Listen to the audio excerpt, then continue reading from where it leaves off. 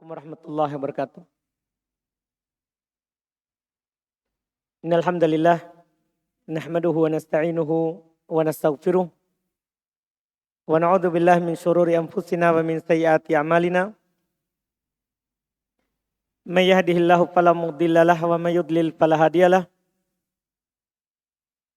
Asyhadu an la ilaha illallah wahdahu la syarikalah wa asyhadu anna Muhammadan abduhu wa rasuluhu sallallahu alaihi wa ala alihi wa ashabihi wa man tabi'ahum bi ihsan ila yaumiddin, amma ba'd.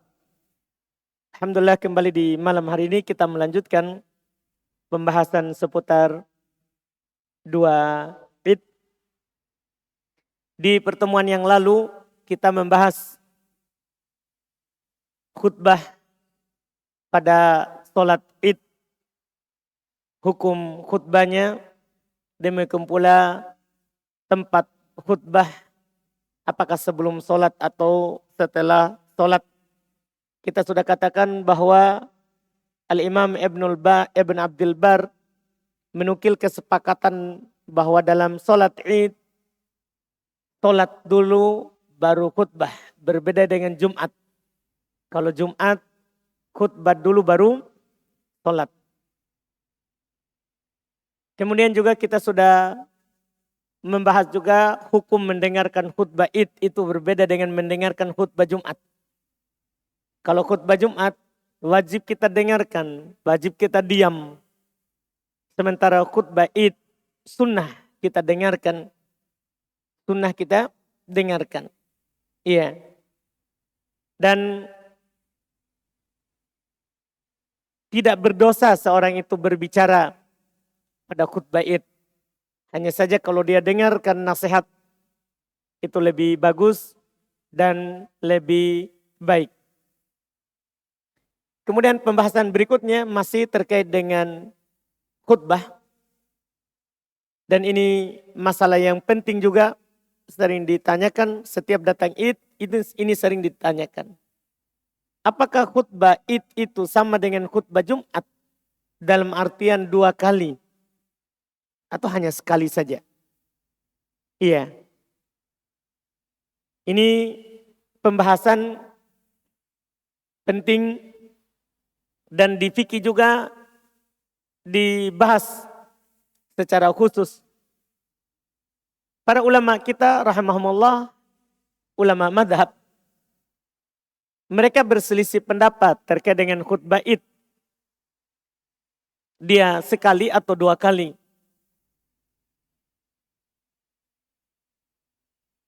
Mayoritas ulama fikih dari kalangan Syafi'iyah dan selainnya,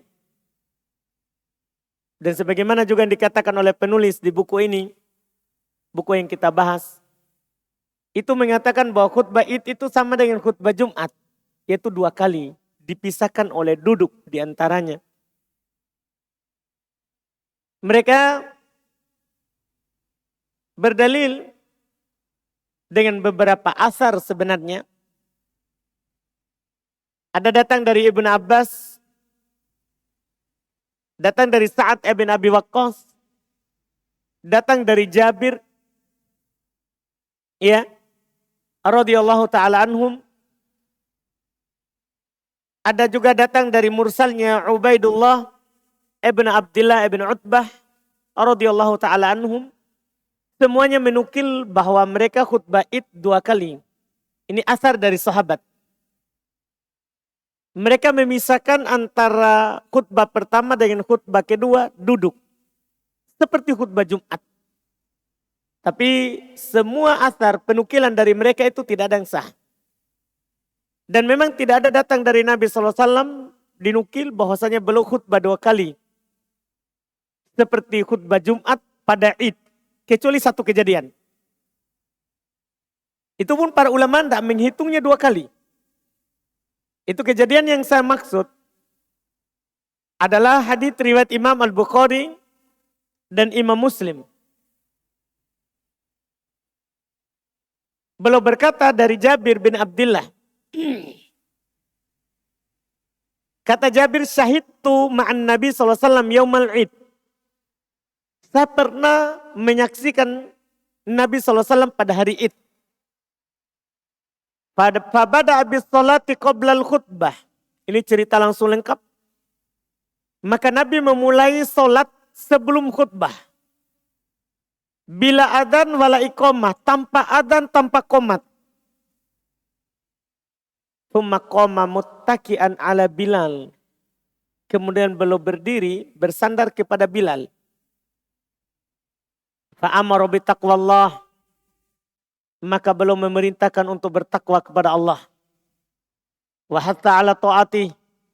Beliau mendorong para sahabat waktu itu untuk selalu berada di atas ketaatan kepada Allah. Wa wa'adun nasa. Beliau menasihati para sahabat. Wa dzakkarahum, mengingatkan mereka. Tsumma madha. Ini di sini titik pendalilannya. Setelah itu Nabi SAW berjalan. Hatta atan nisa, mendatangi para perempuan. Fawa'adhunna wa dzakkarahun. Maka Nabi menasihati mereka dan mengingatkan juga mereka. Seperti tadi laki-laki. Beliau berkata, ya ma'syarun nisa. Wahai sekalian perempuan. Tasaddaqona. Bersedekahlah kalian. Ini menunjukkan nanti pentingnya perempuan itu bersedekah. Karena diingatkan khusus oleh Nabi SAW kepada mereka tentang hal ini. Walaupun laki-laki juga bukan berarti tidak bersedekah. Cuman perempuan sangat penting karena ada sebabnya. Nabi katakan, فَإِنَّ كُنَّ أَكْتَرُ حَطَبِ جَهَنَّمْ. Sesungguhnya kalian adalah terbanyak dari bahan bakarnya neraka. Karena neraka itu bahan bakarnya adalah dari manusia dan batu. Terbanyak dari bahan bakarnya neraka itu kata Nabi SAW perempuan. Makanya dianjurkan mereka untuk banyak bersedekah. Secara nas juga sedekah itu bisa menjadi pelindung dari neraka. Kata Nabi SAW kepada Aisyah, ittaqin nar walau bisyikki tamroh. Lindungilah dirimu dari api neraka walaupun dengan bersedekah sepotong kurma. Ini pentingnya sedekah bagi perempuan. Jadi Nabi berkata seperti itu, bersedekahlah kalian. Karena sesungguhnya kalian adalah paling banyak dari bahan bakarnya api neraka. Faqamat imro'atun min sitotin nisa. Maka berdiri salah seorang perempuan di tengah para wanita. Sab'a'ul khuddain. Yang sudah agak berubah warna wajahnya. Warna pipinya. Ya tentunya ini bisa dimaklumi bersama. Sebelum turun ayat hijab. Jangan sampai bilang, oh berarti perempuan di masa Nabi tidak pakai jilbab. Ini sebelum turun ayat hijab. Setelah turun ayat hijab, mereka tidak boleh keluar kecuali pakai jilbab. Bahkan Nabi pernah dikatakan salah seorang dari kami tidak punya jilbab. Kata Nabi, pinjamkan. Saudarinya yang pinjamkan. Itu setelah turun ayat hijab. Ini sebelum ayat hijab turun. Berdiri seorang perempuan yang sudah berubah warna pipinya. Tentunya bisa saja karena panas di lapangan. Karena Nabi SAW kalau sholat id itu beliau sholatnya di baki. Di lapangan. Tidak di Masjid Nabawi. Tapi di baki. Ya, beliau sholat di lapangan. Faqalat. Dia berkata, 5 ya Rasulullah. Kenapa perempuan itu kebanyakan penduduk neraka? Jadi dia bertanya. Kenapa bisa perempuan yang banyak? Ini juga pertanyaan yang bagus. Karena akan menjadi pelajaran untuk para perempuan setelahnya. Alasannya kenapa perempuan itu paling banyak dari penghuni neraka. Bahwa mereka menghindari ini. Kata Nabi, li'anna kunna tukfirna syaka. Karena kalian perempuan terlalu banyak mengeluh. Terlalu banyak mengeluh. Apalagi kita sekarang ini. Orang sedikit-sedikit mengeluh di status medianya. Iya, masalah sama rumahnya. Tapi dia mengeluh di WA, Facebook, Telegram, Instagram. Pokoknya ceritakan semuanya. Iya. Semua dia keluhkan di sana. Watakfurnal ashir. Yang pertama, terlalu banyak mengeluh. Yang kedua, watakfurnal ashir. Dia selalu kafir terhadap hasil suaminya. Yang diberikan oleh suaminya itu selalu dia ingkari. Bahkan Nabi pernah berkata, "Lau ahsanta ilaihinna ad-dahra, thumma ra'aita minka syai'an yakrahu." Kalau kamu berbuat baik kepadanya sepanjang masa, sepanjang hidupnya antum sama dia. Tapi setelah itu dia melihat sesuatu yang tidak baik dari kamu, langsung dia akan bilang, kamu tidak pernah memang berbuat baik. Itulah perempuan. Ini hati-hati, perempuan tidak boleh seperti itu. Iya, ini dua sebab, dua alasan kenapa mereka menjadi penghuni neraka terbanyak. Suka mengeluh karena kurangnya akalnya dan kurang agama. Perempuan itu kurang akal, kurang agama. Nabi yang bilang, bukan saya. Jangan sampai sebentar marah-marah semua. Iya. Nabi yang bilang perempuan itu kurang akal, pendek akalnya.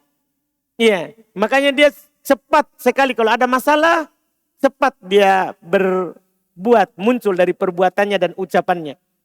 Terus kurang agamanya. Kurang agamanya itu perempuan. Iya, sehingga terlalu banyak mengeluh dan mengingkari hasil dari suaminya. Ketika mendengarkan itu, setelah Nabi jawab, faja'alna yatasaddaqona. Maka mereka pun mulai bersedekah. Di saat itu pula. Langsung. Tidak tunggu pulang ke rumah. Mulai langsung mereka bersedekah.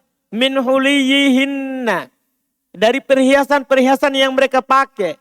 Yulkina fi thawbi Bilal. Mereka lemparkan langsung di pakaiannya Bilal.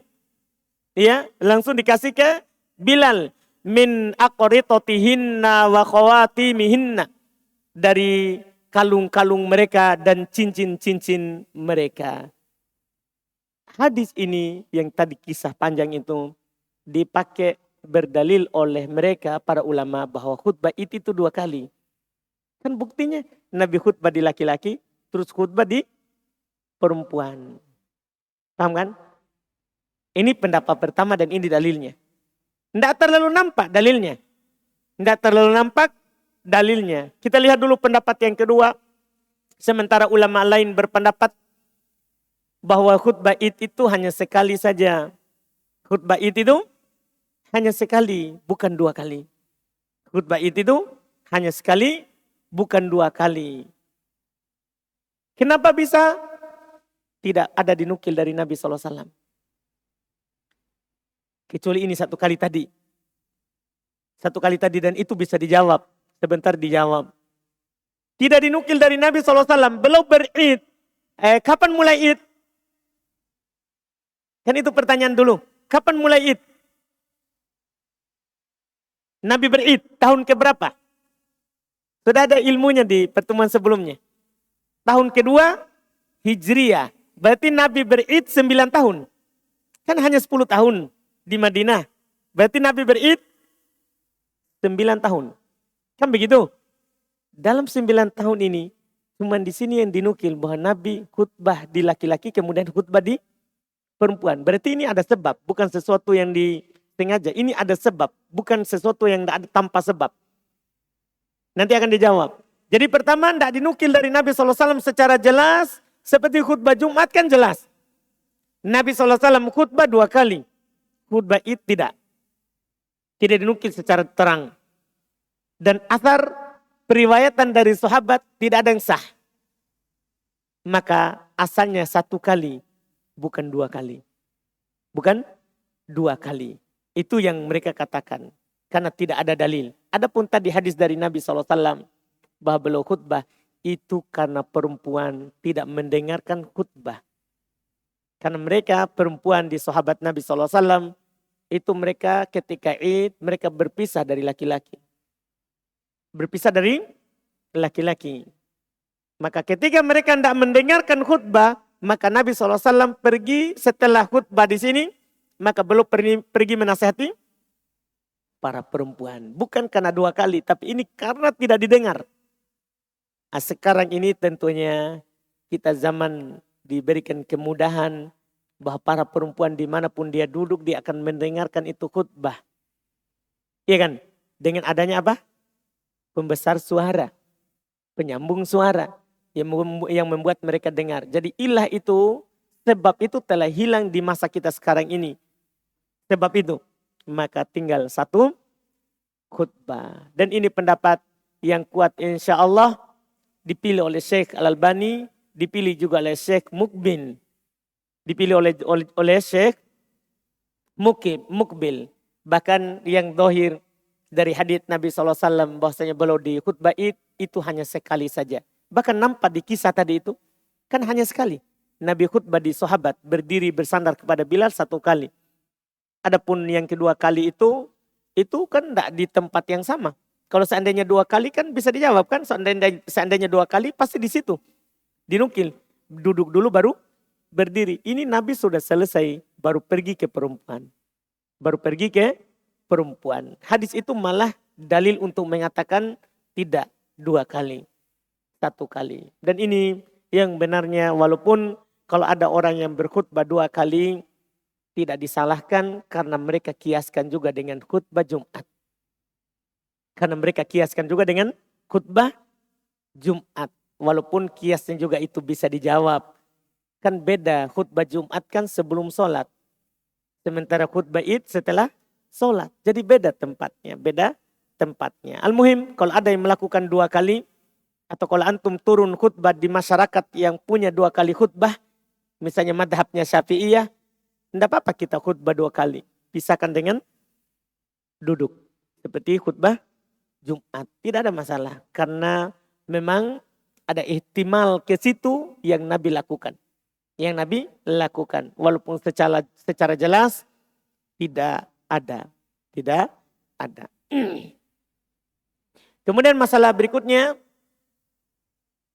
Yang disinggung di hadis juga tadi. Bahwa dalam Id. Itu tidak disyariatkan adzan, tidak juga disyariatkan iqamah. Dinukil oleh Ibnu Qudamah rahimahullahu taala beliau berkata, "Wala na'lamu fi hadza khilaf." Kami tidak mengetahui dalam masalah ini ada perselisihan terkait dengan adzan dan iqamah pada salat Id. Ini juga yang dinukil oleh Al-Imam Ibnu Rajab. Bahkan Ibnu Rajab lebih keras ya dalam masalah ini. Beliau berkata, wattafaqal ulama, sepakat ulama ala annal adzan wal iqamah lil idaini bid'ah wa muhdas. Bahasanya adzan dan iqamah di hari Id bid'ah dan perkara baru. Bid'ah dan perkara baru. Kenapa bisa bid'ah dan perkara baru? Tadi penukilan dari Abdullah bin Umar, dari Jabir radhiyallahu taala anhu, beliau katakan saya sholat Id bersama Nabi. Beliau sholat tanpa adzan dan tanpa iqamah. Beliau sholat tanpa adzan dan tanpa iqamah. Dan yang mengatakan bid'ah itu bukan hanya Ibn Abdul Bar, tapi bahkan sebelumnya telah dikatakan oleh Al-Imam Abdurrahman Ibn Abza, telah dinukil oleh Al-Imam Asy-Syafi'i, juga dari Ibnu Sirin. Ibnu Sirin belum berkata, ulama tabi'in. Jadi mengatakan bid'ah adzan dan iqamah ini sudah dari muridnya sahabat. Ibnu Sirin belum berkata, muhdats. Itu perkara baru. Tidak boleh kita lakukan. Demikian pula, tidak dikatakan pada sholat Jumat, pada sholat Id, as-sholatu jami'ah. Seperti di sholat gerhana. Kalau di sholat gerhana, disunahkan ketika kita memanggil orang sholat gerhana, tidak ada adzan, tidak ada iqamat. Tapi sunnah mengatakan as-sholatu jami'ah. Sebagaimana nanti akan datang di pembahasan sholat gerhana. Tapi sholat Id tidak. Karena beda. Sholat Id kan orang sudah berkumpul. Sehingga tidak perlu lagi adzan, tidak perlu apa? Iqamat. Orang sudah keluar dari rumahnya. Kalau malam ini adalah malam takbir, malam Id, maka besok orang sudah akan keluar semua ke lapangan. Sehingga tidak perlu adzan, tidak perlu iqamah, tidak perlu bilang as-sholatu jami'ah, sholat berjamaah. Sholat berjamaah. Kenapa? Karena orang sudah berkumpul. Beda dengan sholat gerhana, orang-orang tidak berkumpul. Tiba-tiba terjadi gerhana, maka disunahkan untuk memanggil dengan as-sholatu jami'ah. Dipahami mungkin? Dan sebagai faedah, kalau kita lihat di awam sebelum imam kan, kalau dia mau sholat wajib kan dia ucapkan apa? As-sholatu jami'ah rahimakumullah, begitu ya.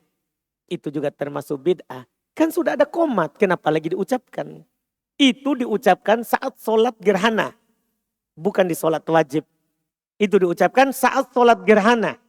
Sholat gerhana kan tidak ada adzan. Sehingga dianjurkan untuk bersuara as-sholatu jami'ah. Bahkan pakai mic. Seperti adzan. Cuma tidak adzan. Ucapkannya as-sholatu jami'ah. Kalau sholat fardu kan sudah ada adzan. Sudah ada iqomat. Tidak sunnah lagi bilang as-sholatu jami'ah. As-sholatu jami'ah. Jadi dalam sholat id tidak ada adzan, tidak ada iqomat, tidak ada ucapan as-sholatu jami'ah. Ya, as-sholatu jami'ah. Sebagian ulama rahimahumullah ta'ala mengatakan sunnah bilang as-sholatu jami'ah. Ada yang mengatakan sunnah. Pada sholat id mengatakan as-sholatu jami'ah. Hanya saja mereka tidak punya dalil yang mereka katakan itu. Bahkan disebutkan oleh ya Asy-Syaikh Ibnu Baz rahimahullahu ta'ala. Beliau agak keras dalam masalah ini menghukumi ucapan as-sholatu jami'ah untuk sholat id. Beliau berkata an-nida lil id bid'ah bi ayyi lafdin kana. Memanggil untuk sholat id dengan lafaz apapun itu adalah bid'ah. Apakah lafaz adzan, lafaz iqamah atau lafaz as-sholatu jami'ah, itu bid'ah untuk sholat id. Untuk sholat id. Karena memang tidak ada tuntunan dari Nabi kita Muhammad sallallahu alaihi wasallam terkait dengan panggilan di sholat id. Kemudian masalah berikutnya yang kita bahas juga adalah hukum keluar sholat id ke lapangan. Pertama, sebelum kita bahas hukum keluar untuk sholat id ke lapangan, sholat id itu disunahkan di lapangan. Tidak pernah Nabi SAW sholat id di dalam masjid. Di dalam masjid. Apakah itu Idul Adha atau Idul Fitri? Nabi SAW beliau selalu keluar di lapangan. Di lapangan. Di musola. Dinukil dari hadits yang diriwayatkan oleh Imam Al-Bukhari dan Imam Muslim dari Ummu Atiyah Nusaybah Al-Ansariyah radhiyallahu taala anha, beliau berkata amarona Rasulullah sallallahu alaihi wasallam an nukhrija fil idainil awatiq wa dawatil khudur wa amarul huyyat ayatazilna musallal muslimin.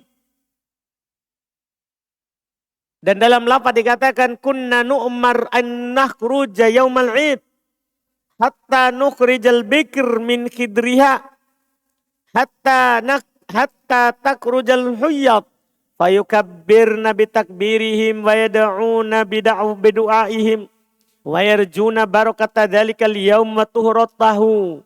Masya Allah. Kami, kata Ummu Atiyah, Rasulullah SAW memerintahkan kami untuk membawa keluar di sholat id al-awatiq para gadis yang berada di pingitan. Iya, karena mereka dulu para sahabat kalau gadis itu tidak keluar rumah. Di dalam rumah saja, karena perempuan dimuliakan oleh Allah. Nanti datang pelamarnya baru keluar. Baru keluar. Beda kalau gadis-gadis kita sekarang. Gelisan tak keluar. Na'udzubillah. Iya. Kami dulu, Rasulullah SAW perintahkan kami untuk membawa keluar di dua id para gadis yang berada di pingitan. Bahkan Rasulullah memerintahkan orang-orang yang sedang haid untuk tetap keluar. tinggal dia pisahkan diri dari shaf yang tidak haid. Supaya tidak memutus shaf dari musola kaum muslimin. Dibilang di sini ayat tazilna musallal muslimin. Dia pisahkan diri dari musola tempat solatnya kaum muslimin. Dalam lafaz dikatakan kunna nu'mar. Kami diperintahkan anak ruja yaumal id, untuk keluar pada hari id. Sampai kami membawa keluar al-bikir min khidriha. Para perawan, para gadis yang masih perawan di pingitannya. Hatta takrujal huyyab. Sampai juga orang-orang haid keluar. Fayukabbirna bitakbirihim. Mereka bertakbir dengan takbirnya orang yang tidak haid. Wa yada'una bidu'aihim. Mereka juga berdoa seperti doanya orang yang tidak haid. Wa yarjuna barakata dzalikal yaum. Mereka mengharapkan keberkahan hari itu. Kan ini hari raya. Wa tuhuratahu, dan kesuciannya. Ini kata-katanya kami diperintahkan keluar. Ini menunjukkan bahwa mereka sholat id itu di luar bangunan. Di luar bangunan. Tidak di dalam masjid. Kecuali kalau ada udurnya. Seperti hujan dan yang semisal dengannya. Seperti hujan dan semisal dengannya. Itu baru dibolehkan sholat di luar masjid. Walaupun siapa yang sholat di masjid tanpa udur sah. Sah. Tapi sunnahnya ke lapangan.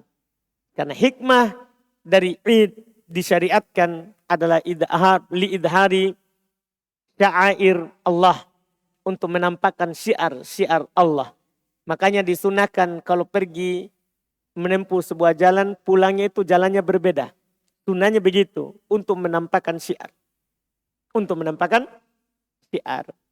Dari sinilah, dari hadis juga tadi yang saya baca, para ulama membahas hukum keluar ke lapangan untuk sholat id. Mayoritas ulama rahimahumullah mengatakan sunnah. Ya, tadi kan disyariatkan keluar. Apa hukumnya? Disyariatkan keluar lapangan. Apa hukumnya? Mayoritas mengatakan sunnah untuk keluar ke lapangan. Dalilnya sangat jelas. Tadi hadis kita sudah sebutkan.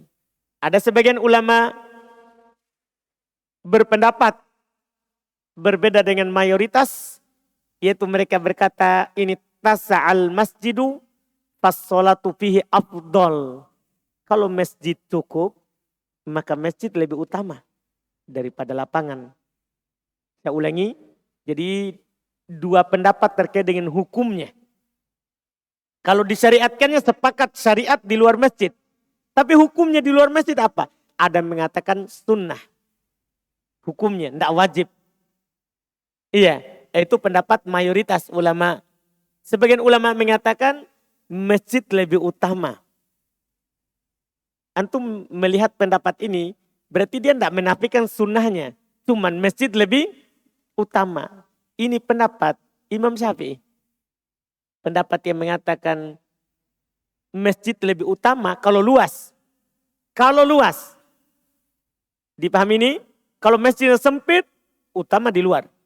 Tapi kalau masjidnya, kata mereka, ini tasa'al masjidu fassolatu fihi afdol. Kalau masjidnya luas, sholatnya lebih utama di masjid. Ini perhatikan, ini pendapat Imam Syafi'i. Dan termasuk juga pengikutnya Imam Syafi'i. Seperti Al-Imam Syairozi, Al-Imam Al-Mawardi, bahkan Jumhur Al-Iraqiyin, mayoritas penduduk Irak. Dan ini yang dipilih oleh Al-Imam Al-Hafidh Ibnu Hajar. Kalau Al-Hafidh Ibnu Hajar, beliau dari ulama Syafi'iyah, lebih memilih masjid lebih utama daripada di luar. Masalah syiarnya kan nampak juga saat kita datang ke masjid. Masalah syiarnya nampak juga saat kita datang ke masjid. Paham kan? Hanya saja orang sekarang ini kita tutup di masjid karena masing-masing akan sholat di masjidnya dekat rumahnya. Ini sunnahnya masjid besar. Masjid luas, masjid umum yang lebih banyak. Iya. orang ke situ. Maka mereka ini syaratnya, ini koidnya. Jika masjidnya luas, kata Imam Syafi'i, ini dipilih oleh Al-Hafidz Ibnu Hajar, masjid lebih utama. Masjid lebih utama daripada lapangan. Apalagi kalau lapangan itu sulit. Yang ada cuma jalanan. Maka tentunya lebih utama masjid daripada jalan. Kalau jalan lebih utama masjid daripada jalan. Kan ini pembicaraan kita antara lapangan sama masjid.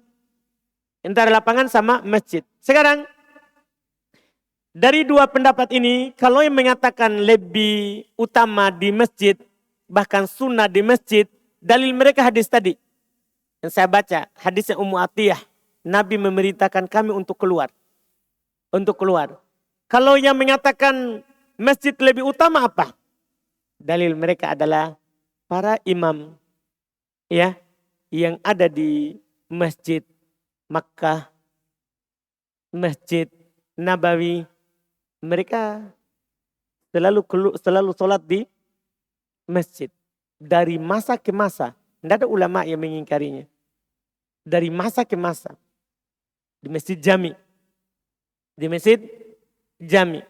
Iya, ini yang disebutkan dalil mereka di dalam hal ini. Dalil mereka di dalam hal ini. Walaupun berdalil dengan perbuatan ini memang ada sisi kelemahannya. Karena dalil itu kan apa yang datang dari Nabi SAW, bukan amalannya kaum muslimin. Cuman tidak adanya pengingkaran dari yang terjadi itu menunjukkan itu adalah hal yang boleh. Apalagi masjidnya luas. Apalagi masjidnya luas. Iya. Di dua pendapat ini yang hati-hatinya kita sholat. Pada dasarnya kita akan katakan sholat di lapangan itu sunnah.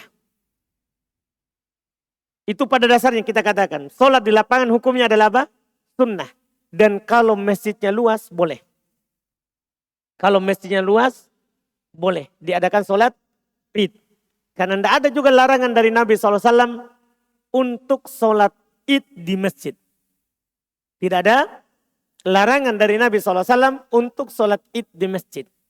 Oleh karena itu tadi Imam Syafi'i mengatakan masjid lebih utama jika luas. Tapi itu ya, jika luas. Adapun kalau masjid sempit, enggak. Lebih utama di lapangan. Dan sekali lagi ini kalau perbandingannya lapangan sama masjid. Lapangan sama jalan enggak. Tentunya masjid.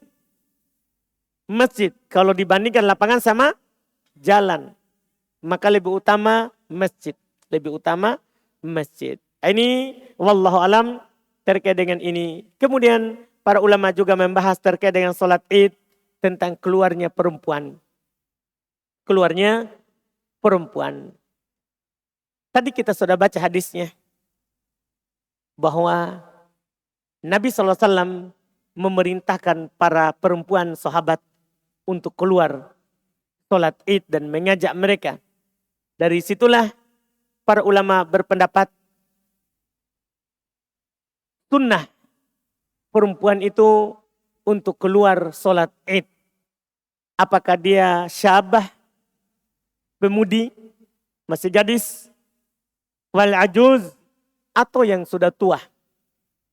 Atau yang sudah tua. Bahkan sebagian ulama rahimahumullah mengatakan wajib baginya keluar kalau perempuan di sholat id.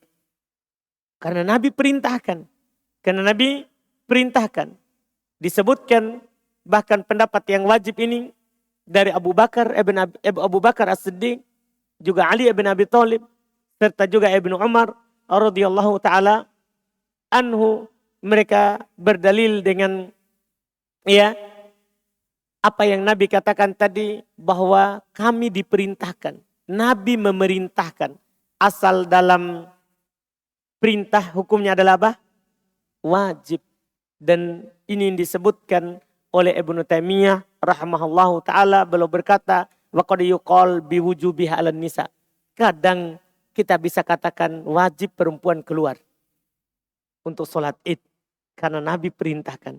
Karena Nabi perintahkan. Walaupun juga di sana ada ulama yang berpendapat makruh. Ada juga ulama yang berpendapat apa? makruh, dan ada juga yang berpendapat mubah. Ada juga yang berpendapat mubah. Tapi yang kuat dalam masalah ini, apa yang dipegang oleh ulama yang mengatakan sunnah.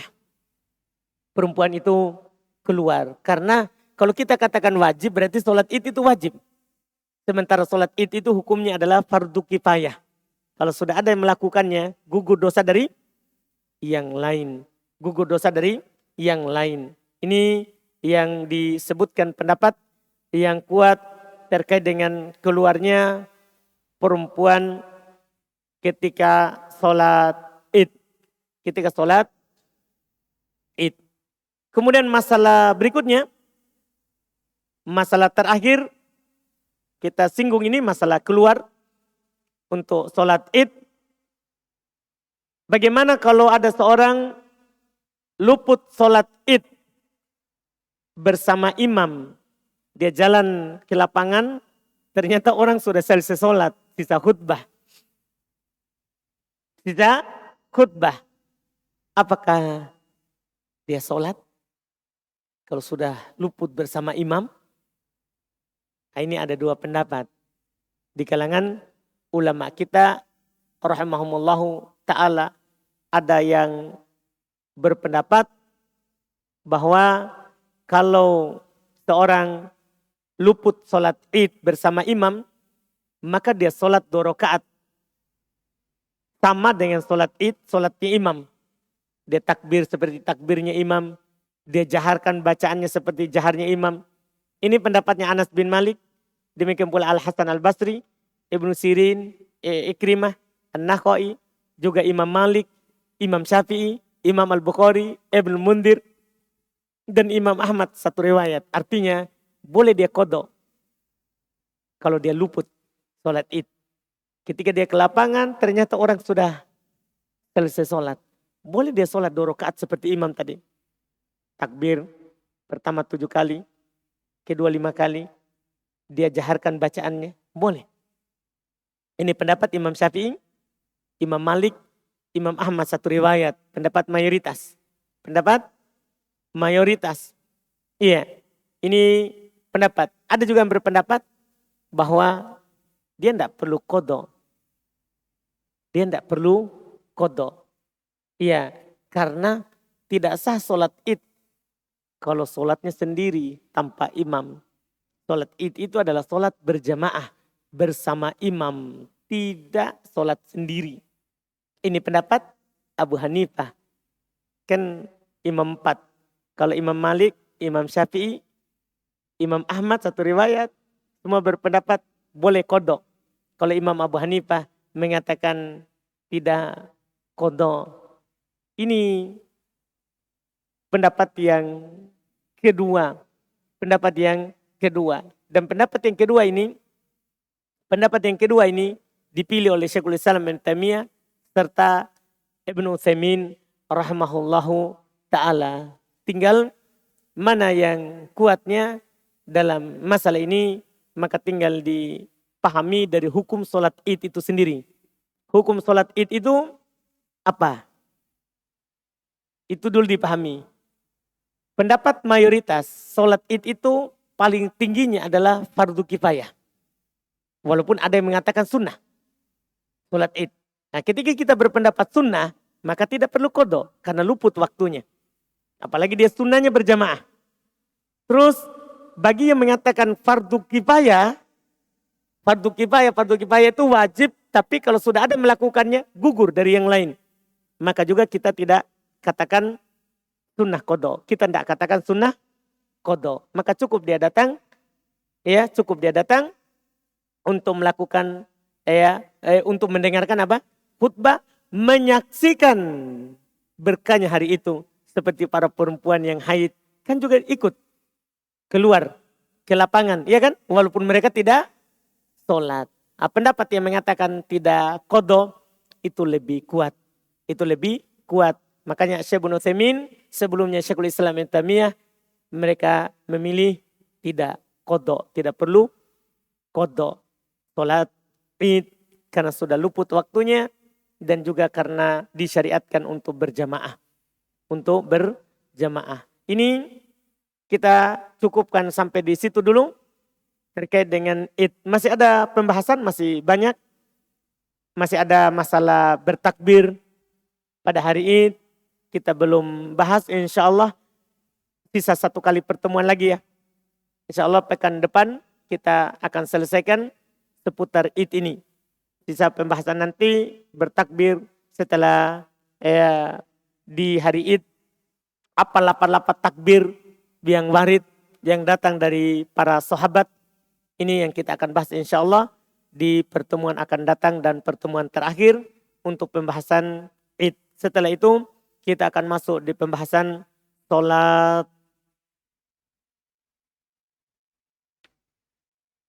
Salat gerhana insya Allah. Apakah gerhana bulan ataupun gerhana matahari. Insya Allah ta'ala setelah 1 kali pertemuan lagi. Kita adzan dulu baru kita masuk di.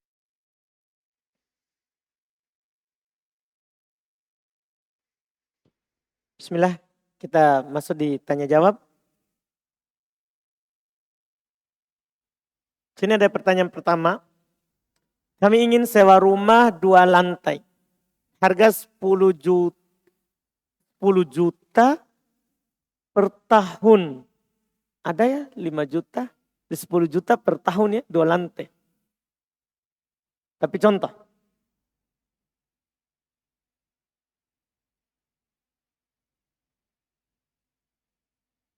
10 juta per tahun. 2 lantai harga 10 juta per tahun. 5 jutanya kami tanggung untuk tinggal di lantai 2. Dan 5 jutanya kami buka donasi untuk rumah belajar di lantai 1. Apakah boleh Ustadz? Sebaiknya jangan. Itu namanya kita sebenarnya mau kontrak rumah ya sambil berenang minum air. Iya. Bisa saja kita karena tidak ada uang, akhirnya kita minta-minta. Halusnya minta atas nama dakwah. Itu menghinakan dakwah. Nanti orang bilang, ini ustaz kah? Mau ditinggal rumah 2 lantai, dia pergi minta-minta. Tidak mau, jangan begitu. Itu terlalu merendahkan dakwah. Iya, terlalu merendahkan dakwah. Tinggal saja, cari saja kontrak yang mampu kita sewa. Kalau mau bikin dakwah di tempat lain saja. Jangan membuat orang itu bersangka baik. Bersangka buruk terhadap dakwah. Ya, bersangka buruk terhadap dakwah. Itu sebaiknya jangan dilakukan. Iya, sebaiknya jangan dilakukan.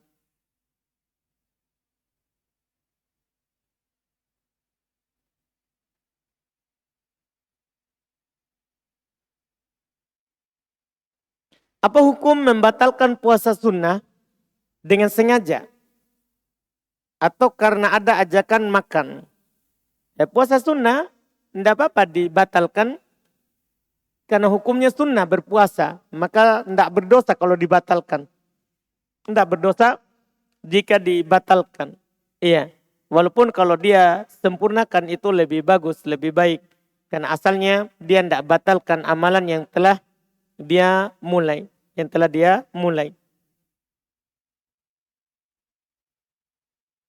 Apa hukumnya jika kita melaksanakan sholat duha lagi di jam 10? Padahal kita sudah melaksanakan 4 rakaat di jam 7. Tidak ada masalah. Tidak ada masalah, boleh. Kita sholat duha itu di beberapa waktu. Yang penting masih di waktu sholat duha. Waktu sholat duha itu kan dimulai dari syuruk. Terbitnya matahari setinggi tombak. Sampai matahari di atas kepala. Di situ boleh kita lakukan. Boleh kita lakukan kapan saja dan boleh lebih dari 2 rakaat, boleh lebih dari 4 rakaat, boleh. Ketika melaksanakan sholat duha. Adakah tuntunannya setelah akad nikah memegang kepala istri sambil berdoa? Iya, kan kita baru dapat ya akad nikah itu kan seperti akad jual beli. Akad jual beli. Kalau kita membeli kendaraan, sunnah kita pegang kendaraannya dan berdoa. Berdoa, meminta kebaikannya dan berlindung dari kejelekannya. Sama juga kalau menikah, sunnah dilakukan hal tersebut. Adakah tuntunannya memakaikan cincin pernikahan untuk sang istri saat selesai akad nikah, tidak ada tuntunan memakaikannya. Ya, yang ada adalah kita serahkan maharnya yang disebut di dalam akad. Kita serahkan maharnya yang disebut di akad.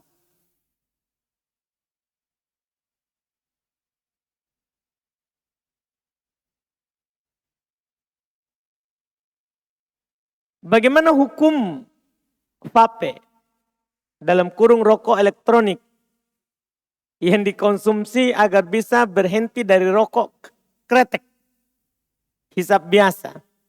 Karena alhamdulillah saya bisa berhenti dari rokok kretek dengan vape, rokok elektronik.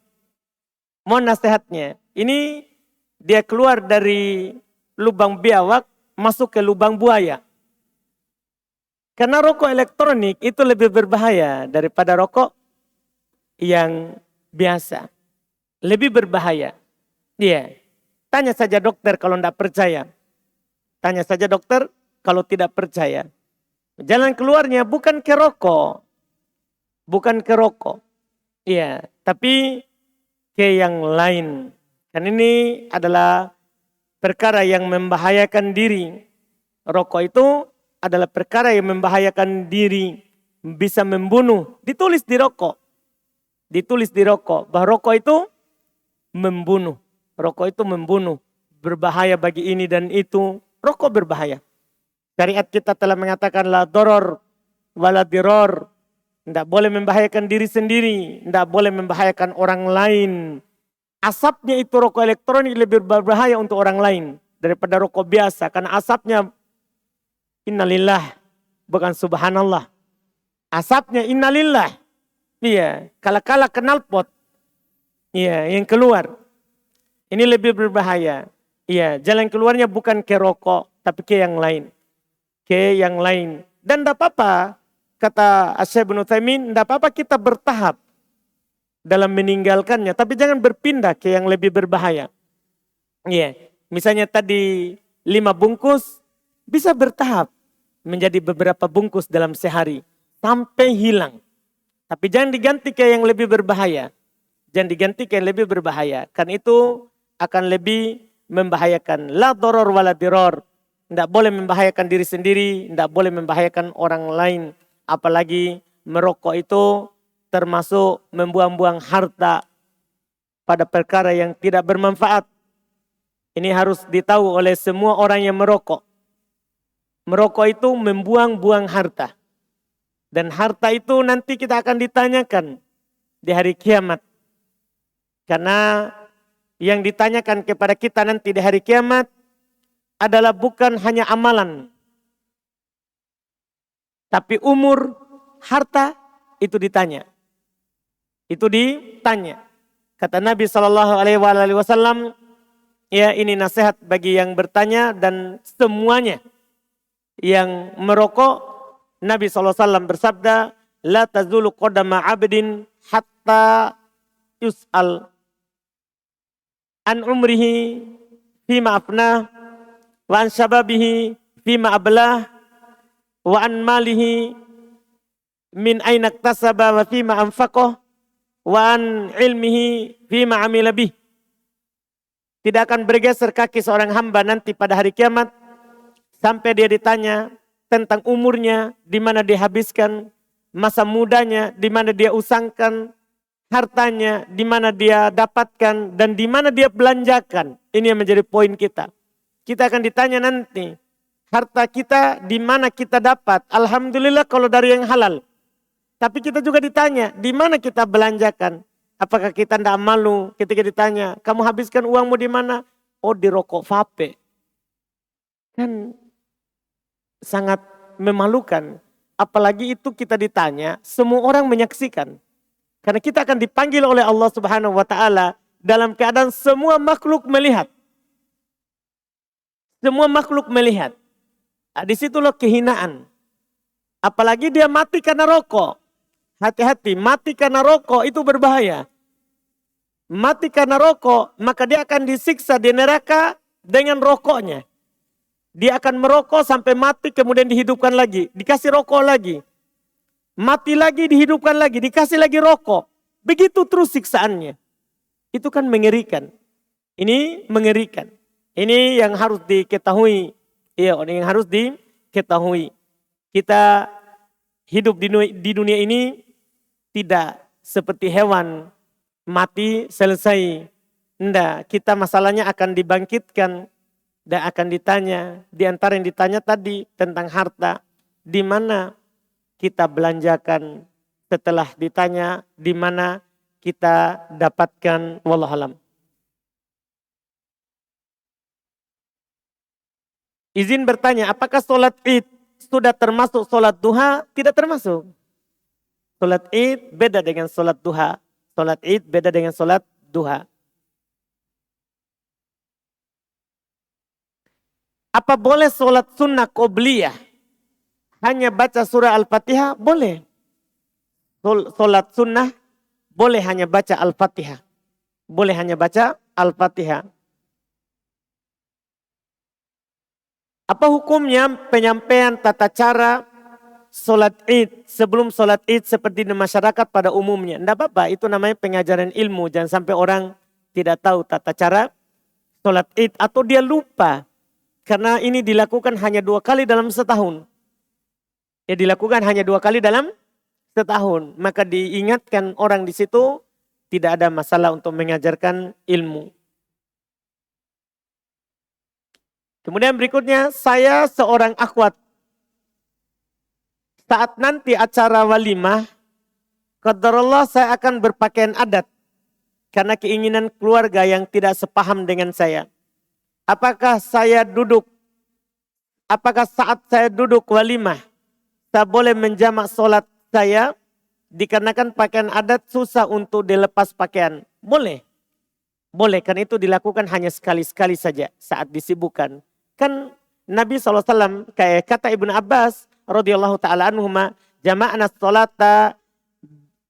sholata min ghairi matorin wala khaufin. Kami pernah menjamak solat tanpa hujan, tanpa rasa takut. Artinya boleh menjamak solat tanpa hujan, tanpa rasa takut sekali-sekali. Jadi kita berwudu sebelum pakai pakaian itu. Dan kalau kita berat untuk membukanya lagi, maka boleh saat datang duhur, kita sholat duhur 4 rakaat, kemudian asar 4 rakaat. Boleh sekali-sekali. Boleh sekali hal tersebut. Wallahualam.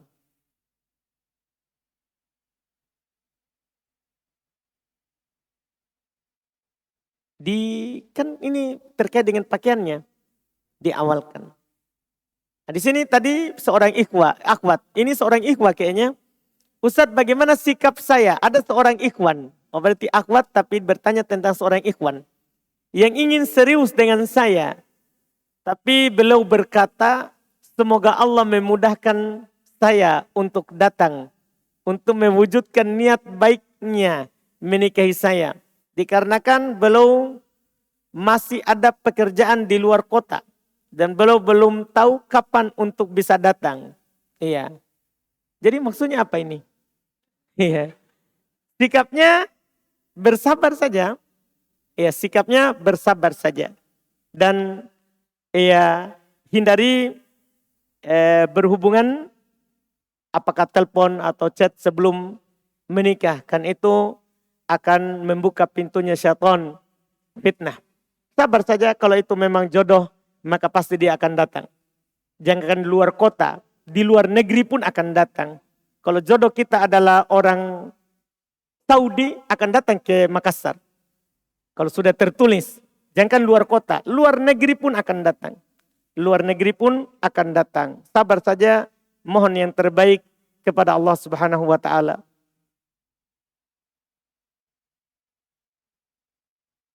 Apa-apa saja siksaannya yang didapatkan di dunia, orang yang durhaka pada kedua orang tua.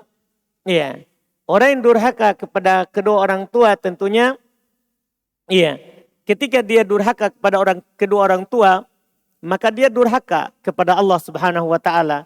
Karena perintah untuk taat kepada orang tua itu adalah perintah Allah. Nah, ketika kita durhaka kepada Allah, maka banyak hal yang kita akan dapatkan. Yang jelas diantaranya adalah yang Allah Subhanahu wa taala katakan secara umum, Wa may yushaqiqir rasula, bisa dimasukkan ke sini juga. Wa may yushaqiqir rasula min ba'di ma tabayyana lahul huda wa yattabi' ghayra sabilil mu'minin nuwallihi ma tawalla. Ini di dunia. Iya, ini di dunia. Siapa yang durhaka kepada Rasul, ini kan dibawa oleh Rasul penyampaian Quran dan hadits. Setelah jelas kepadanya petunjuk, mengikuti jalan selainnya orang-orang beriman. Jalannya orang beriman tidak seperti itu, tapi dia selisihi. Maka kami akan biarkan dia di mana dia mau. Tidak dipedulikan oleh Allah. Ini tentunya adalah sesuatu yang sangat membahayakan bagi seorang hamba ketika Allah tidak mempedulikannya lagi. Ketika Allah tidak mempedulikannya lagi. Ini di dunia. Demikian pula yang dikatakan oleh Nabi SAW dalam banyak hadis, banyak kesempatan terkait dengan orang-orang yang durhaka kepada kedua orang tuanya atau kepada salah satunya saja. Yang jelas, man darallahu alaih. Siapa yang berbuat doror kepada orang lain, Allah akan membuat doror kepadanya. Siapa yang menyusahkan yang lain, maka Allah akan menyusahkannya. Siapa yang menyusahkan orang tuanya, maka Allah akan menyusahkan orang itu. Ini ya hal-hal yang umum yang dikatakan oleh Nabi Muhammad sallallahu alaihi wasallam.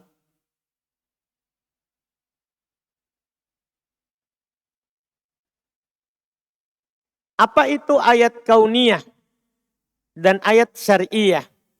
Ayat kauniyah itu alam semesta ini.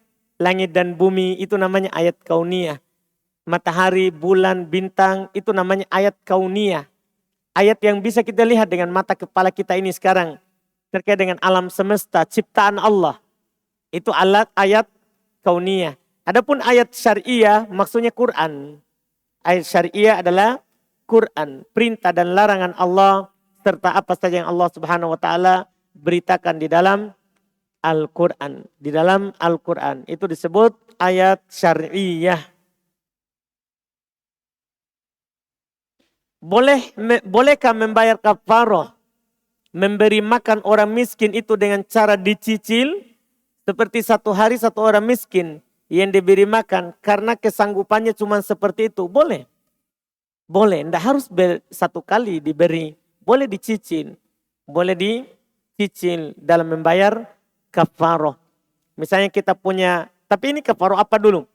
Kan macam-macam kafaroh itu. Kalau kafaroh sumpah, kan memberi makan 10 orang miskin. Kalau kafaroh sumpah. Kalau kafaroh nadar, sama juga. Memberi makan 10 orang miskin. Kalau kafaroh mendatangi istri di bulan Ramadan, kan beda lagi. Ini kan memberi makan berapa? 60 orang miskin. 60 orang miskin. Boleh dicicil. Boleh dicicil pembayarannya.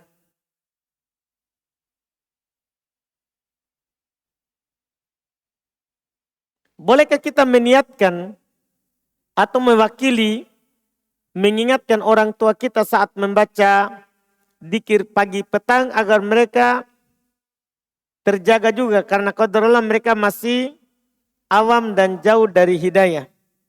Meniatkan atau mewakili? Tidak. Dia harus ucapkan sendiri. Ia tidak bisa diwakilkan kalau masih hidup. Kalau masih hidup. Kita nasihatkan saja bahwa zikir pagi petang dijaga supaya kita dijaga oleh Allah Subhanahu wa taala. Apakah dengan menjual perhiasan emas untuk membantu kebutuhan keluarga atau rumah tangga masuk dalam hukum bersedekah bagi wanita? Ya, masuk. Selama dia membantu keluarganya itu masuk juga bersedekah. Ya kan Nabi SAW katakan hatta ma taj'alu fi imra'atik sedekah. Apa yang kamu jadikan suapkan di mulut istrimu sedekah. Adalah sedekah. Semua nilainya sedekah kalau kita niatkan kepada Allah Subhanahu wa taala.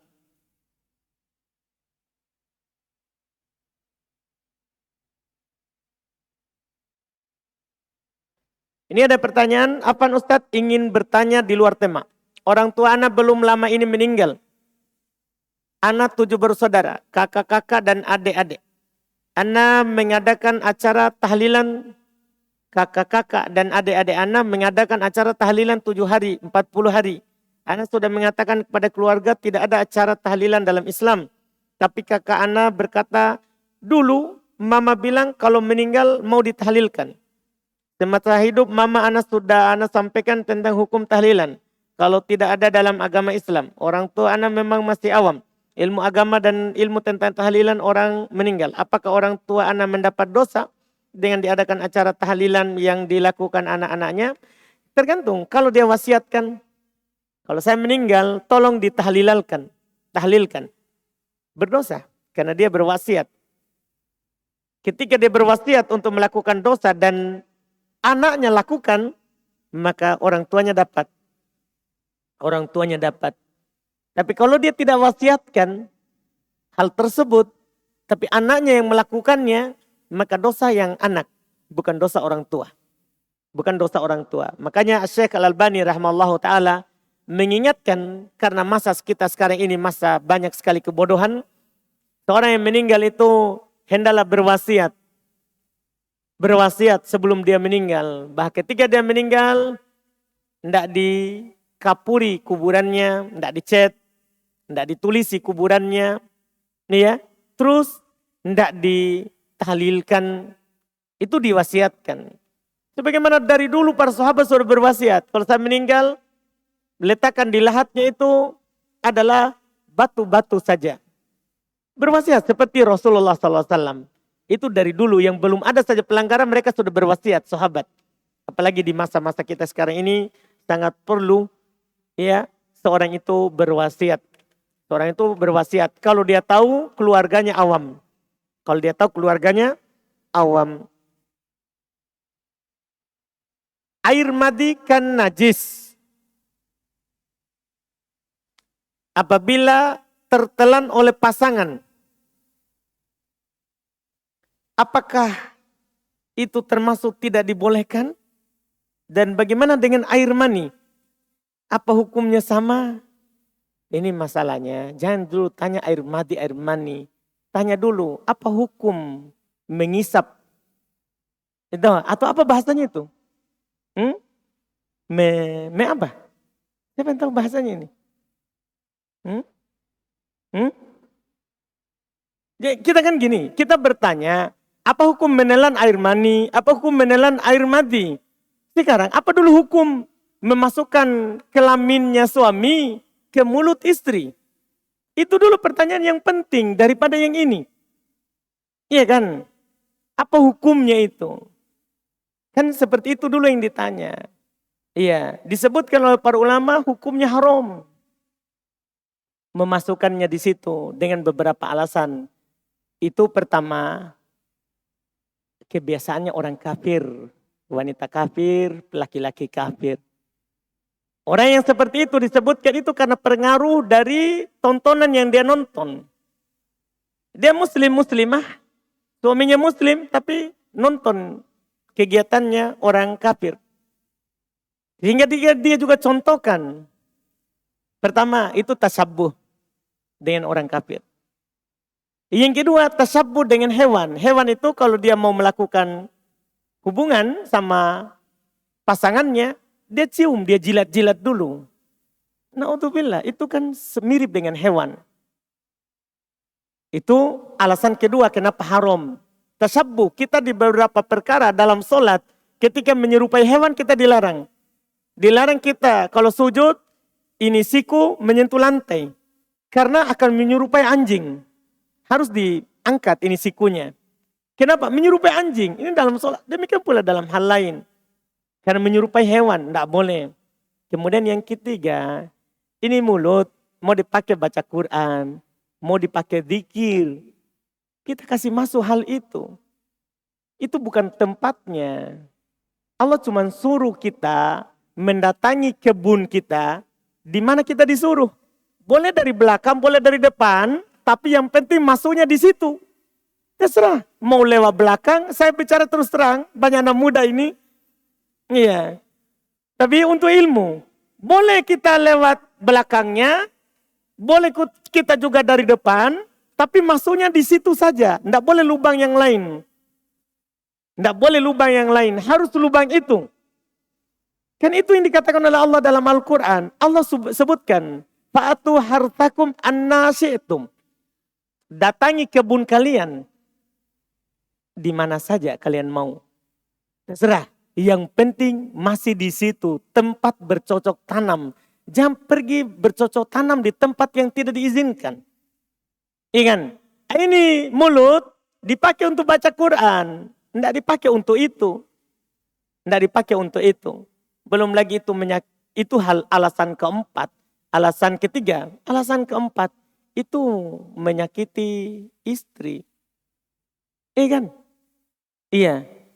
Syukur kalau dia tidak jijik. Tapi kalau jijik, itu keempat. Alasan kelima, madi itu najis. Madi itu najis. Nah ketika kita bercumbu dengan istri, kan itu keluar. Mencium saja akan keluar. Apalagi di situ. Tentunya akan keluar dengan sangat. Nah susah bagi istri ketika dia melakukan itu untuk memisahkannya, meludah dulu, buang dulu najisnya. Baru lanjut lagi. Kan susah, antum tidak nikmat jadinya. Makanya supaya tidak keluar najisnya di situ, jangan dilakukan. Karena akan menelan najis. Menelan najis haram. Nah, melakukan sesuatu yang mengantar ke haram, haram. Jadi haram karena wasilah ke haram. Haram karena wasilah ke haram. Itu hal yang ketiga. Itu hal yang keberapa itu? Kelima. Dan itu sudah cukup mengatakan haram. Untuk mengatakan haram hal tersebut. Tidak boleh. Baru setelah itu kita bertanya, apa hukum menelan madi? Ya, haram, najis. Iya. Najis. Iya. Bagaimana dengan mani? Dia mani memang tidak najis. Berdasarkan pendapat mayoritas. Mani tidak najis. Karena Nabi SAW pernah kena mani pakaiannya. Dan Aisyah hanya mengkeriknya. Tidak dicuci. Tidak dicuci. Dan Nabi pakai solat. Nabi pakai solat. Ini menunjukkan mani tidak najis. Hanya saja. Ini anggaplah mani tidak najis. Apakah dia akan pastikan bahwa yang langsung keluar adalah mani saja tanpa ada madi. Nah mani ini tidak akan keluar sebelum ada madi sebelumnya. Ini yang jelas masalah ini tidak boleh dilakukan oleh muslimah. Iya, sangat aneh kalau ada yang mengatakan boleh. Sangat aneh kalau ada yang mengatakan apa? Boleh. Ini dilakukan. Karena ini masalahnya besar. Iya. Tidak adakah yang lain yang bisa dilakukan supaya nikmat? Haruskah di situ dikasih masuk? Iya.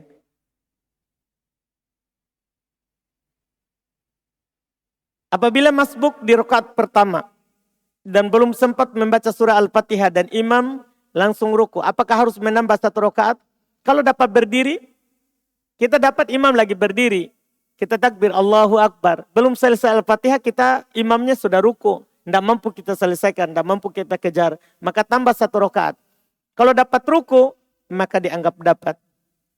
Dianggap dapat hal tersebut. Wallahu alam, berdasarkan pendapat dari Imam Syafi'i dan mayoritas ahli hadis.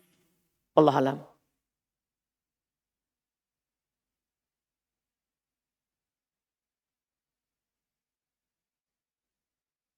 Di sini ada katanya, tadi dikatakan bahwa ucapan as-salatu jami'ah adalah bid'ah. Namun ada ulama dulu yang mengatakan hal itu adalah sunnah. Apakah itu bertoleransi terhadap adat? Apakah kita bertoleransi dalam hal ini? Tidak, maksudnya itu setiap ada perbedaan pendapat, kita dituntut untuk melihat apa dalilnya. Itu kita sebagai orang yang bertaklid. Tidak boleh setiap berpendapat langsung kita bilang, oh boleh. Tidak, kita lihat apa dalilnya. Karena dalam semua masalah yang diperselisihkan, kewajiban kita adalah kembali kepada Quran dan Sunnah.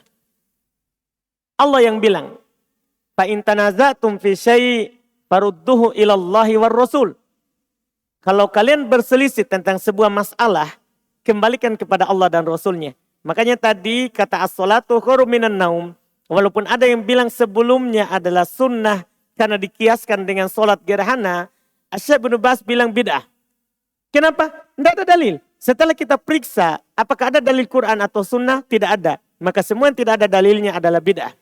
Semua yang tidak ada dalilnya adalah bid'ah. Itu yang beliau katakan tadi.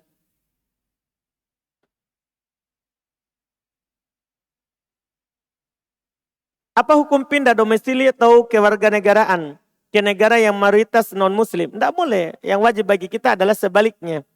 Yang wajib bagi kita adalah sebaliknya. Kalau kita berada di negara non-muslim, wajib kita pindah ke muslim. Yang bisa membuat kita menegakkan syariat Islam. Wallahualam.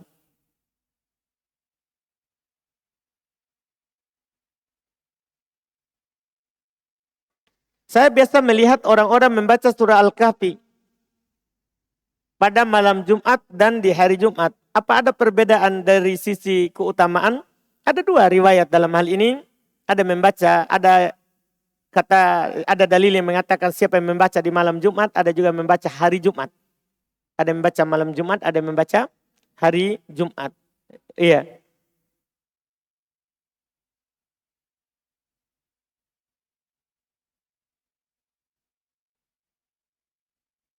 Sini katanya bagaimana cara ta'aruf yang disunahkan atau disunahkan Nabi atau yang sesuai dengan syariat. Ya kita ta'aruf, kita pakai pengurus untuk ya menjelaskan dan menyampaikan keinginan kita dan menanyakan apa yang kita inginkan. Ya seperti Nabi yang Nabi lakukan ketika beliau mau menikahi Maimunah, maka beliau kirim Abu Rafi yang menjadi pengurusnya.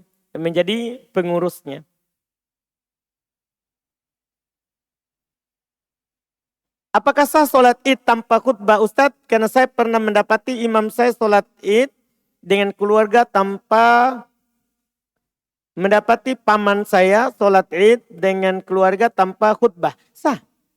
Kan kita sudah bilang bahwa khutbah dalam sholat id itu sunnah. Khutbah dalam sholat id itu sunnah. Sah sholatnya tanpa khutbah.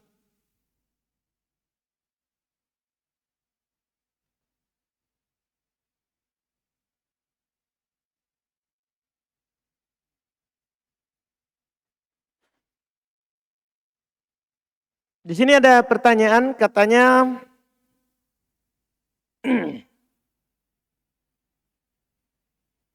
apakah sah? Iya.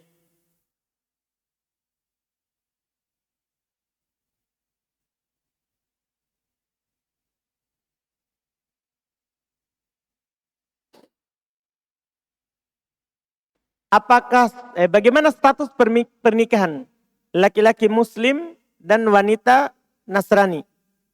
Apakah sah? Karena ada yang berkata dibolehkan menikahi wanita ahlul kitab. Iya, memang ada dalilnya dari Al-Quran. Boleh seorang muslim menikahi wanita ahlul kitab. Allah Subhanahu wa taala katakan di dalam Al-Quran, "Al-yauma uhilla lakumut thayyibat." Pada hari ini saya halalkan kepada kalian yang baik-baik. Wa ta'amul ladzina utul kitaba hillul lakum. Makanannya orang-orang yang diberikan Alkitab halal untuk kalian. Wa ta'amukum hillul lahum. Dan makanan kalian halal untuk kalian. Makanan kalian halal untuk mereka. Wal muhsanatu minal mu'minati wal muhsanatu minal ladzina utul kitabi min qablikum. Dan halal juga bagi kalian al-muhsanat, wanita-wanita yang beriman dan wanita-wanita yang menjaga kehormatannya dari ahli kitab sebelum kalian. Dengan ayat ini halal, tapi tidak sebaliknya. Tidak sebaliknya. Maksudnya ini dihalalkan. Sah pernikahannya. Sah pernikahannya kalau dikatakan sah, wallahualam berdasarkan ayat tadi yang kita sebutkan, yang disebutkan. Sini ada berikutnya, jika lagi tidak enak hati kepada suami, saya banyak diam walaupun ditanya atau diajak bicara, saya tetap diam. Apakah saya berdosa? Iya. Wallahu alam, tidak tahu.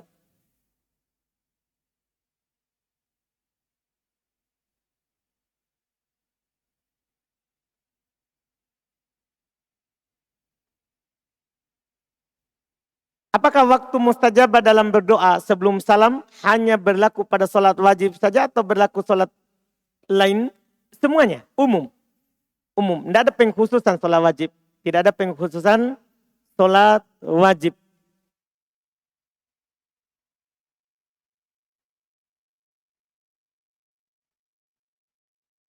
Saya ingin bertanya Ustadz, sebagai makmum, kita tidak diharuskan membaca Al-Fatihah, melainkan mendengarkan saja bacaan imam.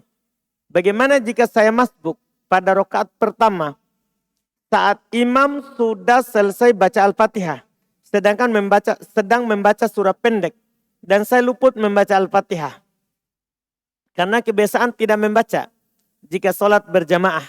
Apakah itu terhitung rakaat Ustadz, mengingat tidak ada sholat tanpa Al-Fatihah? Iya. Kenapa kita bilang tidak harus membaca Al-Fatihah ketika sholat berjamaah? Apa dalilnya? Kalau sholat berjamaah tidak harus baca Al-Fatihah. Kenapa kita berpendapat seperti itu? Kan harus ada dalilnya. Iya, harus ada dalilnya. Dari pembahasan fikih terkait dengan bacaan Al-Fatihah saat kita sholat berjamaah, ini pertanyaan terakhir kita jawab dan kita tutup. Para ulama kita membahas apa hukum membaca surah Al-Fatihah bagi makmum dalam sholat berjamaah dan jahriyah. Bukan siriyah ya, maksudnya sholat maghrib, isya, subuh. Apa hukum baca Al-Fatihah atas makmum? Mayoritas ulama berpendapat rukun, bukan wajib. Rukun, tidak ada sholat kalau dia tidak baca Al-Fatihah. Walaupun dia sebagai makmum. Berdalil dengan hadis yang sangat banyak, di antaranya Nabi SAW bersabda, hadis Ubadah bin Somit, la sholata liman lam yakro bifatihatil kitab. Tidak ada sholat bagi yang tidak baca Al-Fatihah. Ini berlaku imam makmum berjamaah atau sendiri, jahriyah atau siriyah. Semuanya tidak ada sholat bagi orang yang tidak baca Al-Fatihah. Ini hadis riwayat Bukhari Muslim. Hadis riwayat Bukhari Muslim. Ini pendapat mayoritas. Malikiyah, Hanabilah, Syafi'iyah. Semuanya berpendapat seperti itu. Tidak ada yang berpendapat bahwa boleh tidak baca Al-Fatihah atau hanya mendengarkan imam kalau pada sholat jahriyah bagi makmum. Tidak ada yang berpendapat kecuali orang Hanafiyah. Mereka berdalil dengan hadis dari Jabir radhiyallahu taala anhu, riwayat Imam Al-Baihaqi, Imam Tabrani rahmahullah. Katanya Nabi SAW bersabda, man kana lahu imam fa qira'atuhu lahu qira'ah. Siapa yang sholat memiliki imam, maka bacaan imam adalah bacaan makmum. Artinya si makmum tidak perlu baca. Ini hadis riwayat Imam Tabrani, riwayat Imam Al-Baihaqi, tapi didoibkan oleh ulama seluruh madhab kecuali Hanafiyah. Ini hadis didoibkan oleh Al-Imam Al-Baihaqi sendiri yang meriwayatkan. Didoibkan oleh Al-Imam At-Tabrani. Al-Baihaqi madhabnya Syafi'iyah. Didoibkan oleh Al-Hafidh Ibn Hajar, Syafi'iyah. Didoibkan oleh Al-Imam Nawawi, Syafi'iyah. Rahimahullah. Didoibkan oleh Al-Imam Ibn Katsir, beliau Syafi'iyah juga. Didoibkan oleh Ibn Qudamah dari ulama Hambaliyah. Didoibkan oleh Ibn Taimiyah, Hambaliyah juga. Dia didoibkan oleh Al-Imam Ibn Abdil Bar dalam madhab Malikiyah. Dalam madhab Malikiyah. Didoibkan oleh Ibn Rushdin. Didoibkan oleh Ibn Mudir. Semua mendoibkan ini hadis. Semua mendoibkan. Oleh karena itu hadis ini tidak bisa naik. Karena memang penyakitnya siapa? Penyakitnya adalah Abu Hanifah sendiri. Abu Hanifah secara hadis doib. Tidak diterima. Tidak diterima. Ini hadis doib bimarroh. Doib sekali. Doib sekali. Tidak bisa dipakai. Anggaplah sahih. Menyelisih yang lebih sahih. Dalam Bukhari Muslim tidak ada solat bagi yang tidak baca Al-Fatihah. Tiba-tiba dia datang bahwa makmum tidak perlu baca Al-Fatihah. Ini kan menyelisih yang lebih sahih. Maka itu tertolak hadisnya. Kalau seandainya sahih, apalagi sudah doib. Terus juga perlu kita tahu, pernah sahabat solat di belakang Nabi SAW, mereka ikuti Nabi baca Al-Fatihah dan selain Al-Fatihah. Setelah solat Nabi bilang, sepertinya kalian baca di belakang imam. Kata para sahabat, iya. Kata Nabi, la taf'alu illa bi ummil kitab. Jangan lakukan kecuali Al-Fatihah. Jadi kan ini sangat jelas. Jangan baca. Tadi mereka baca semua yang dibaca oleh Nabi dia baca. Tapi Nabi bilang, jangan dibaca kecuali Al-Fatihah saja. Ini kan lebih jelas. Ini hadis riwayat Imam Abu Daud. Disahihkan oleh Syekh Al-Albani rahimahullahu ta'ala tentang hal tersebut. Maka perkataan kita tadi bilang yang ditahu itu sebagaimana dimaklumi, kita tidak diharuskan membaca Al-Fatihah. Yang kita makluminya yang mana? Kan yang dimaklumi itu lawannya. Tidak ada solat yang tidak baca Al-Fatihah. Mungkin yang kita maklumi. Bukan yang saya maklumi. Karena memang hadisnya dhaif. Hadisnya dhaif.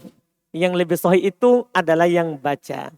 Yang baca. Dalam hal ini kita harus baca Al-Fatihah. Ketika kita tidak baca Al-Fatihah, maka tidak ada solat. Kecuali mendapati imam saat ruku. Kenapa kita bisa kecualikan? Ini Imam Syafi'i kecualikan. Karena ada hadis sahih dari Nabi SAW, riwayat Imam Al-Bukhari. Abu Bakar pernah datang, imam sedang ruku, Nabi sedang ruku. Dia ruku di pintu. Sambil ruku sambil jalan ke shaf. Nabi menegurnya, jangan kamu lakukan seperti itu. Semoga Allah menambah semangatmu untuk dapat sholat, tapi jangan diulangi. Yang Nabi tidak suruh tambah 1 rakaat. Ini menunjukkan rakaatnya sah kalau dapat ruku. Yang Nabi larang adalah ruku sambil jalan. Sampai saking tidak mau masbuk, seperti santri misalnya, yang dilarang masbuk, akhirnya dia ruku di sana sambil jalan. Itu tidak perlu. Maksudnya ruku sambil jalan. Ruku sambil jalan. Tapi kalau sampai dia dapat, sah. Sampai dia dapat, sah rokaatnya. Tidak masbuk. Tapi kita tegur, jangan ruku sambil jalan. Itu yang ditegur oleh Nabi SAW. Itu wallahu alam.